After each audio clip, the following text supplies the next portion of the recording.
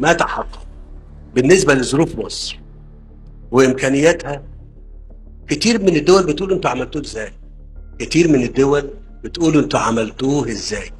انت ظروفك ما تستحملش انك تعمل اللي انت عملته. بس خلي بالك، الموضوع كله كان افكار. العاصمه دي فكره ايه؟ انت بتتكلم على الجهاز الاداري. طب الجهاز الاداري عشان احسن من ادائه معمول في العاصمه بميكنه كامله، وبندخل عليه نسبه ذكاء اصطناعي حسب قدراتنا في الاستيعاب وفي الاعداد. عشان ايه؟ عشان الدوله المصريه في ادائها على مستوى الوزارات وعلى المستوى اللي بين الوزارات يبقى ايه؟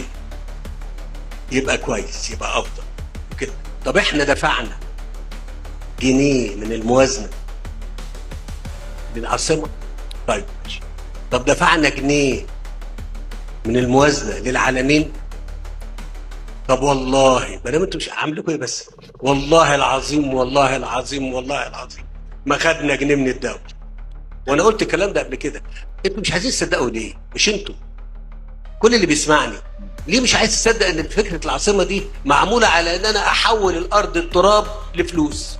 وإيه سر اختيار موقع العاصمة الإدارية في الصحراء بين القاهرة والسويس؟ وإيه الفوائد اللي هتعود على مصر من الانتقال للعاصمة الإدارية؟ تعالوا نسمع الإجابة من وزير الإسكان.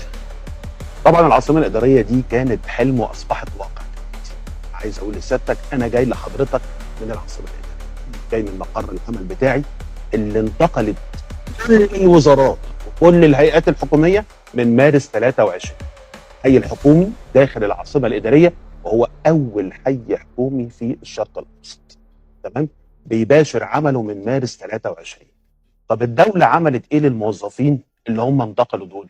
وفرت ليهم وحدات سكنيه عشان يقعدوا في المدينه دي ويقطنوا المدينه دي.